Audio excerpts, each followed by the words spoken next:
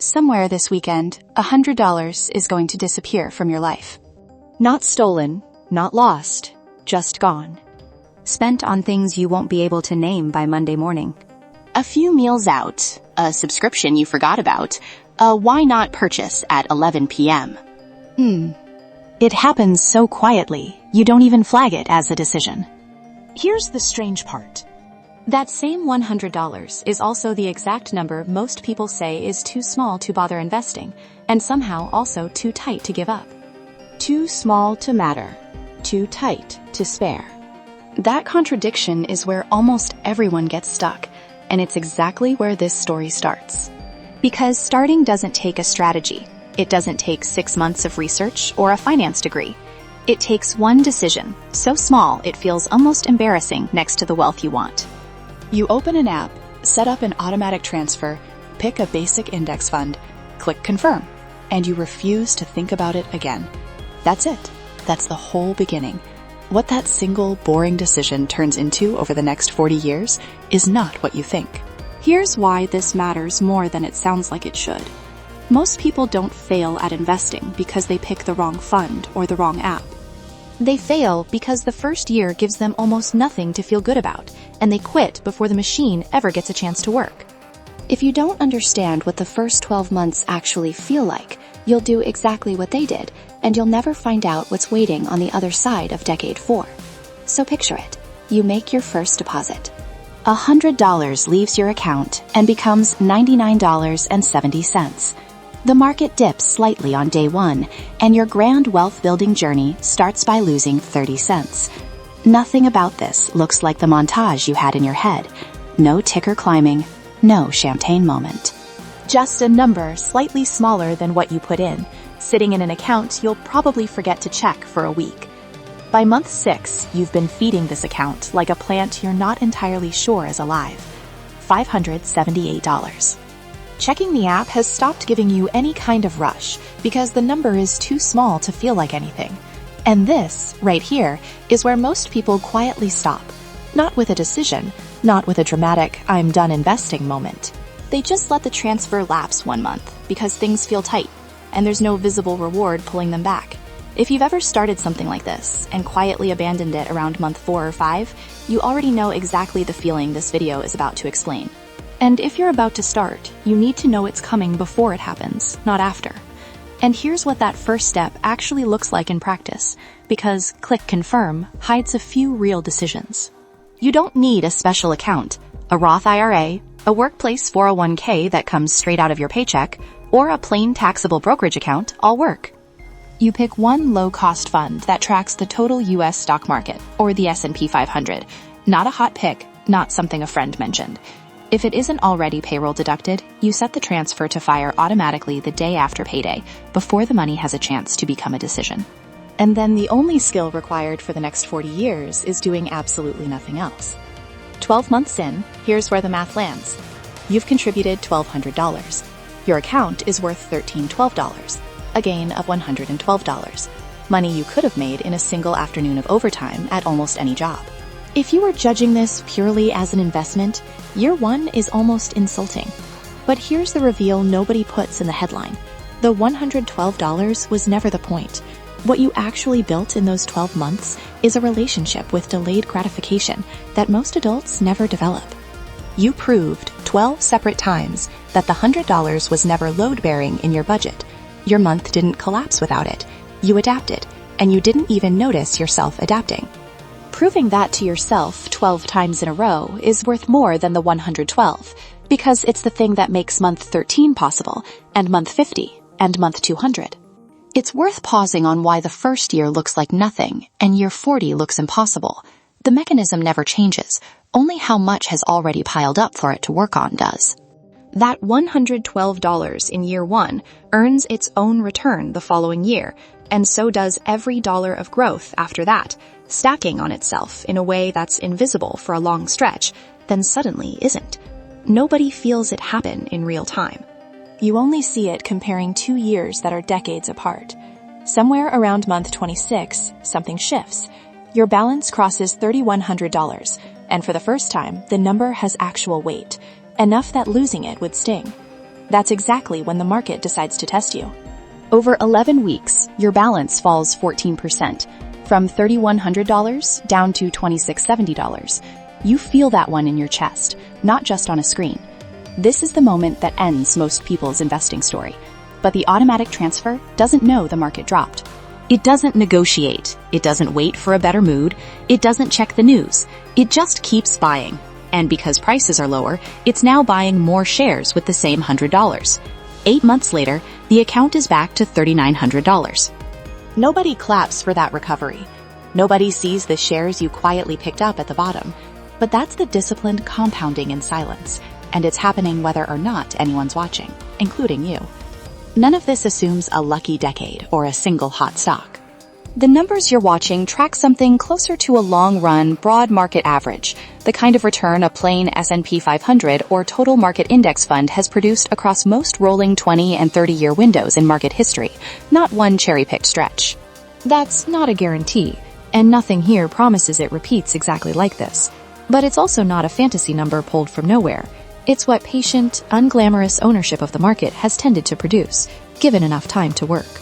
Back to the calendar, though, because the compounding itself doesn't pause just because we did. By year 5, age 29, you've put in $6,000 total.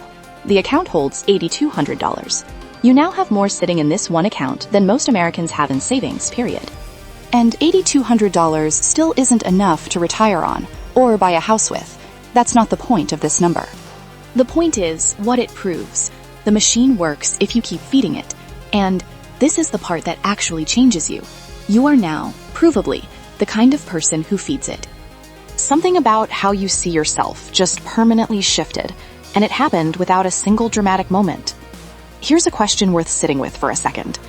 Was there a specific dollar amount where investing stopped feeling like sacrifice and started feeling like proof for you? Or was it a moment that had nothing to do with the number at all? Drop it in the comments, because the answers on this are wildly different from person to person, and some of them will surprise you more than the math does. Now, years 5 through 10, nothing dramatic happens on the surface, and that's exactly the point. You're not depriving yourself. You still travel, you still buy things you want, you still live a normal life. What's changed is that you now operate inside a structure where the $100 is simply non-negotiable, not a sacrifice you renegotiate every month, just a fact about how your money moves. Having survived one real stress test, you stop reacting to red numbers on a Tuesday. You notice them, and you move on, because you already know exactly what a 14% drop looks like 8 months later. That kind of emotional detachment doesn't show up on any statement, but it's arguably worth more than the compounding itself, because it's what keeps the compounding running uninterrupted for decades. This works exactly the same if the honest number for you is $50 instead of $100. The shape of the curve doesn't change, only how fast the milestones arrive. What matters is that the number is automatic, and that it's not something you have to decide about every single month, because that's exactly where discipline quietly dies. There's a quieter cost to this, though, and it's worth naming honestly. A distance opens up between you and people who aren't building anything. Not because you think less of them, but because your daily decisions have started pointing somewhere different than theirs. It's not arrogance. It's a kind of loneliness, actually. The realization that you're walking in a direction most people around you simply aren't, and nobody sent out an invitation to join you. You'll get invited to spend money in ways that used to feel automatic, and saying no quietly, without a speech about it, becomes its own kind of discipline. Then year 10 arrives, age 34, and the math starts saying something new. You've contributed $12,000 total, but in this single year, your portfolio generated roughly $1,700 completely on its own. No extra deposits, no extra effort. That's the equivalent of the market handing you an extra $140 a month on top of what you're already putting in. For the first time, your money is working harder than your actual deposit is. The passenger seat and the driver's seat just switched. Fast forward to year 20, age 44. Total contributions, $24,000. Total gain, $52,000. Read those two numbers again, because the relationship between them just flipped completely. In year 1, the market handed you $112 for the entire year. Now it's generating roughly $7,000 a year, quietly in the background, while you're still only putting in $1,200 annually, the exact same $100 a month you started with 2 decades earlier. What you're putting in and what the market is putting in aren't in the same league anymore.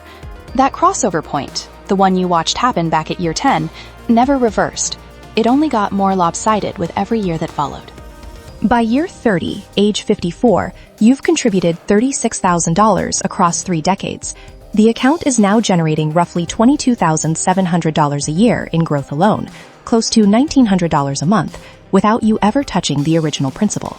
Think about what that number really is. It's a second income, one that rivals an actual salary, built entirely out of pocket change you almost talked yourself out of contributing back in year 1. The version of you at month 6, feeding a plant that didn't look alive, has no idea this is where it was headed. Here's the objection worth answering directly, because it's the one that talks people out of starting at all.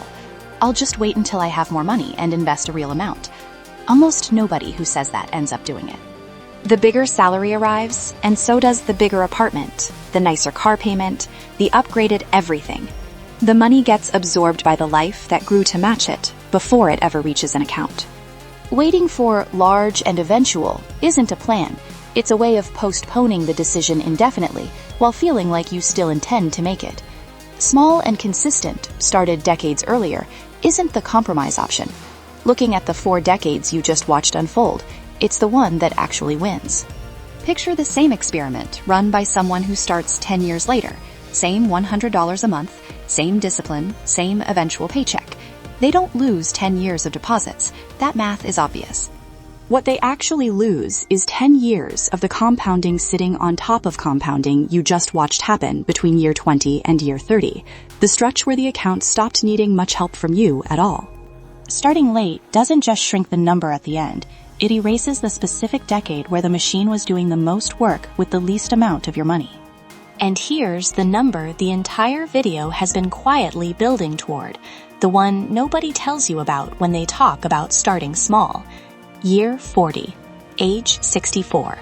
Across 4 decades, you personally contributed a total of $48,000. $48,000 in $100 pieces, most of which you probably don't even remember depositing. The account is worth $637,000. Do the subtraction. $589,000 of that did not come from you. Not from a bonus, not from a raise, not from a single dramatic decision at any point in the story. It came entirely from time, from compounding, and from your refusal, one boring month at a time, to just stop. The version of you setting up that first $100 transfer had no possible way to picture this number.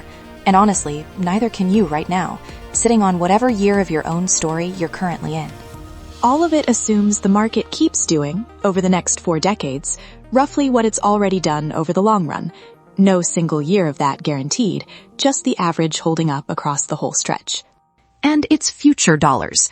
By the time you're holding them, they'll buy less than they look like they're worth today. But here's what almost nobody talks about, and it's the part that actually matters next. For 40 years, this machine only had one job: take money in. Nobody tells you what happens to it, or to you, on the day that job reverses.